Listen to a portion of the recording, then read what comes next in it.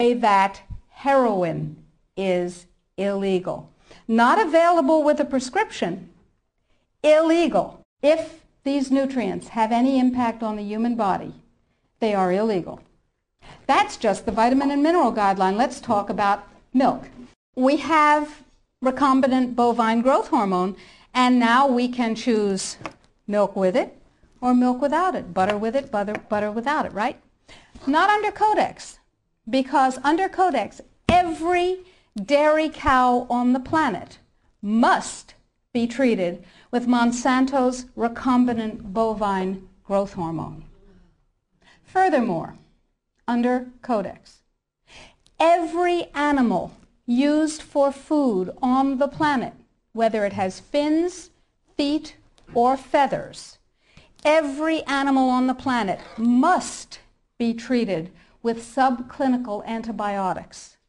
Must be treated with subclinical antibiotics and must be treated with exogenous growth hormones. Codex requires, mandates that all food be irradiated unless it's eaten locally and raw.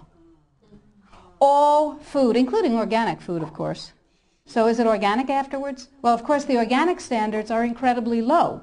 The organic standards allow a farmer to use veterinary drugs, including growth hormones, antibiotics, etc., on animals, and then at his whim reclassify them as organic. But farmers are our friends, and they would never do that, right? Right. Codex sets limits for the dangerous industrial chemicals that you can have in your food. And the limits are incredibly high. Go to Codex alimentarius, do a Google search, and look, there are drop-down menus at the top of the official Codex page. Look at the toxins and the veterinary chemicals and the levels that are set. They are terrifying to me. Terrifying. The names of the chemicals that are permitted and the amounts of the chemicals that are permitted are terrifying to me. Why am I terrified? Well, perhaps I'm just a cowardly person. It's possible. Think about this. In 2001, 176 countries, including the United States, got together and they said there are 12 really bad organic chemicals. They're called POPs, persistent organic pollutants.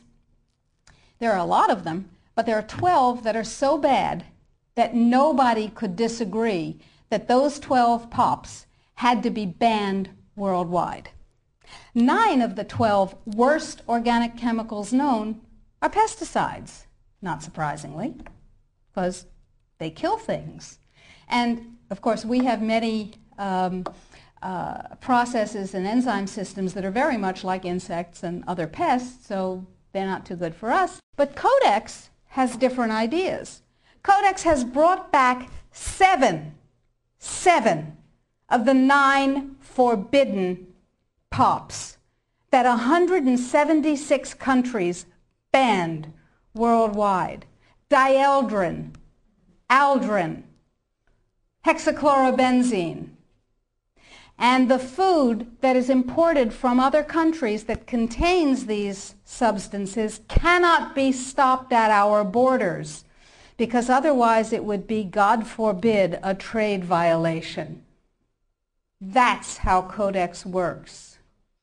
Codex, according to the World Trade Organization and the Food and Agriculture Organization joint projections. Now, I didn't make this up. Please, if you unfastened your intellectual seatbelts, put them back on again. If you do the numbers in the WHO-FAO projections, the epidemiological projections, they estimate, not I, because what do I know? They estimate, they're the experts, that just the vitamin and mineral guideline alone, when it goes into global implementation on December 31st, 2009, will result in a minimum of 3 billion, that's B, bad, big, billion deaths. 1 billion through simple starvation. Those folks who die are not particularly economically successful from the point of view of the corporations. When you're starving to death, how much good can you do when the issue is how much can you buy? Not a lot. Forget them. But the next 2 billion, they will die from the preventable diseases of undernutrition. Cancer, the single most profitable condition ever known to humankind. Cardiovascular disease, a good second. Diabetes, pretty good producer. And a whole host of other preventable diseases. Who will die? Who knows? Who will live?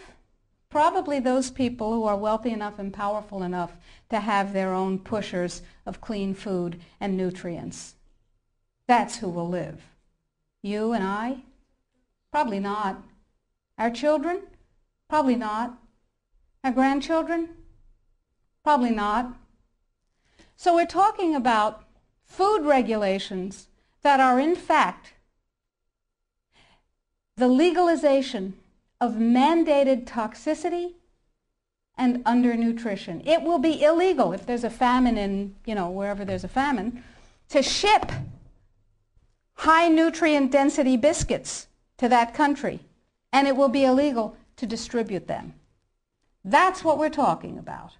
Codex is big and it's bad, but it's not invulnerable.